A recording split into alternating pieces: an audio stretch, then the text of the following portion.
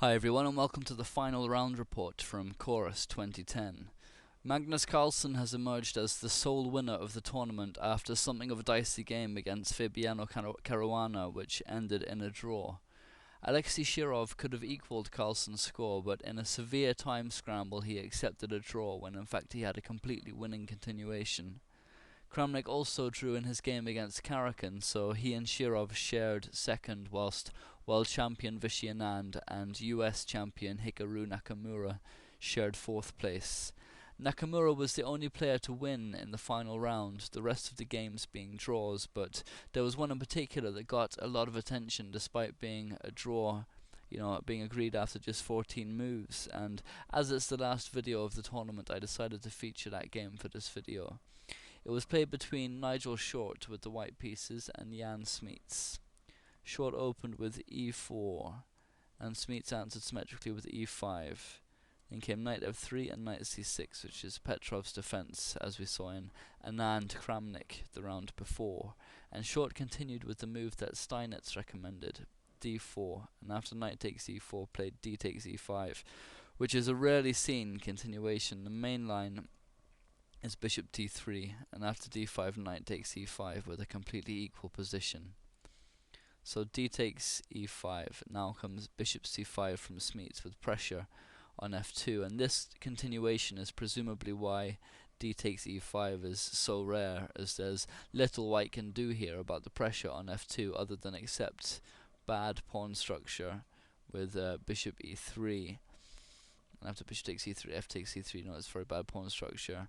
But maybe Nigel had a heavy knight the round before, or maybe him and Smeets just decided to have a bit of a laugh for the last round. We'll probably never know, but it certainly led to an interesting game, because here Short played bishop c4, and this position hasn't been reached in either the database I have for Fritz or another one I checked online, so perhaps it could be called the Short Gambit. Smeets continued with the strongest line anyway, with knight takes f2, and seemingly Short has fallen into an amateur's opening trap because he's going to lose the exchange here. And this is much stronger than bishop takes f2, because although white loses castling rights after king e2, the only move for black to keep any advantage is queen e7, but now comes queen d3, attacking the knight, and if it moves then the bishop is hanging.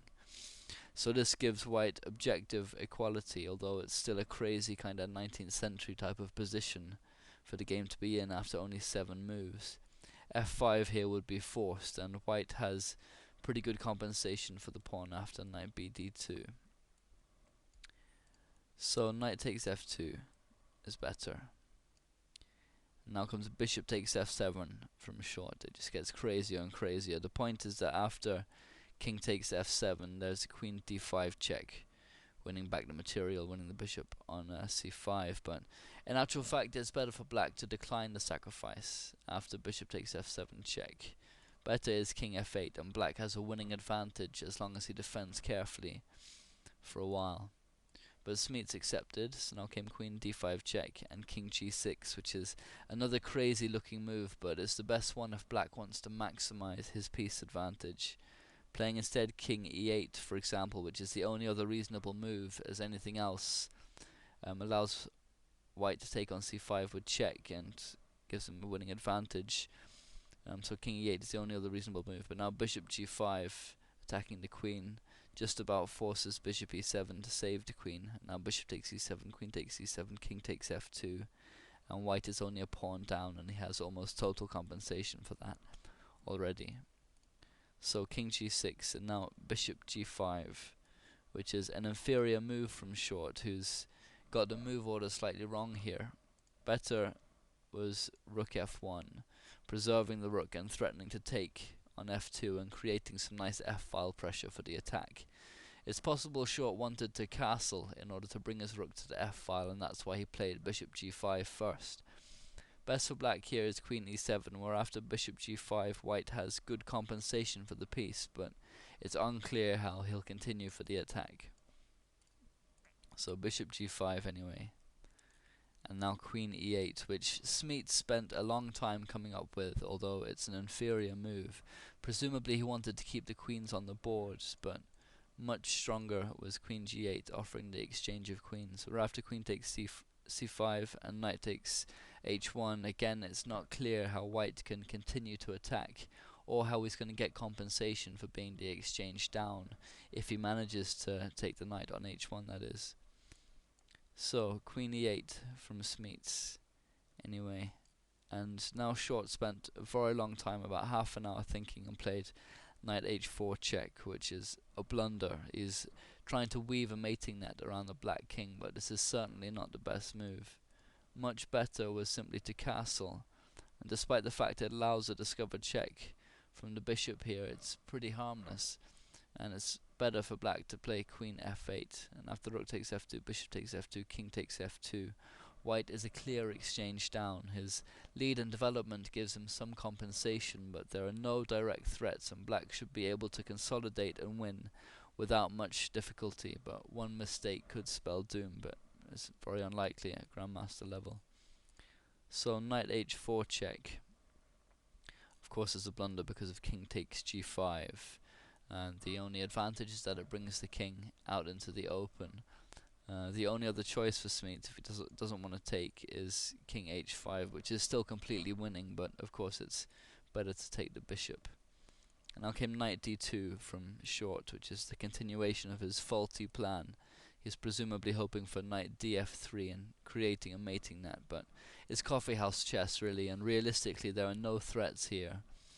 But still, you know, they were having a bit of fun, and it would be, you know, not really sound to criticize their play too harshly. I mean, they're not trying to play the best chess of their careers, so you know, it can't be too harsh.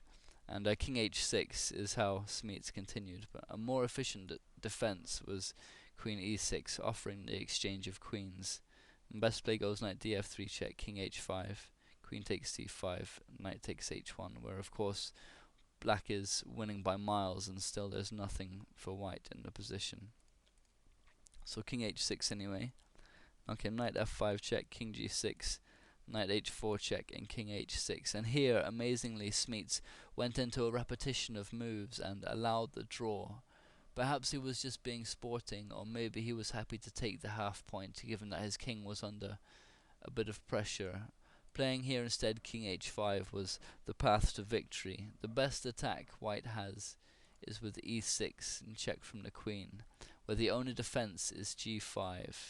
If instead king takes h4, then it's mate in 2. With knight f3 check, and king g4 is the only move, and now queen g5 is mate. So after g5 comes queen takes c5 is best for white, and here black's winning continuation is d6, amazingly. If instead knight takes h1, now comes knight e4, and suddenly white has a winning attack out of nowhere. The threat is queen takes g5 check, and also knight f6 check, winning the black queen.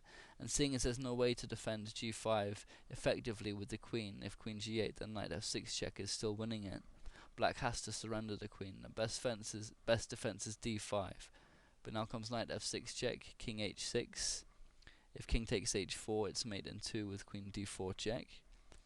Now knight f5 check, king g6, knight takes e8, rook takes c8, knight e7 check, king h6, castling long, and white has a significant advantage, well over a pawn, and should have a comfortably winning game. So d6 is the correct continuation. Now comes queen takes f2, queen takes e6 check, and this is the winning continuation for black, and again the knight on h4 is immune here. If instead of queen takes e6 here, g takes h4, now queen f5 check, forces king h6, now queen f6 check, again forces queen g6 to avoid mate, and this allows queen takes h8, and after queen takes e6 check, king d1, it's white who ends up the exchange ahead with a big overall advantage now in the position. So queen takes e6 check is the right continuation. And now king d1 and g takes h4 is okay, and here black is easily winning a piece and a pawn up with no attacking chances for white, despite the black king being vulnerably exposed. This shouldn't be too much of a problem, and black should be able to consolidate, exchange off pieces, and win the endgame without difficulty. Maybe Smeets couldn't find his way clearly and comfortably through these complications, or maybe he was just doing the sporting thing, as I said, by allowing the repetition of moves. In any case, at this stage, the game went into that repetition. If we go back to the game continuation, King h6, now knight f6 check, king g6, knight h4 check, and the players agreed to a draw at the 14th move of the game. So it was a wild game, played in true romantic style, and a nice one to finish the coverage of Corus with, I think. Congratulations to Magnus Carlsen on his tournament victory. It's sure to be one of many wins for him this year. So I hope you enjoyed this game and the Corus tournament. Please leave any comments or thoughts. Thanks very much.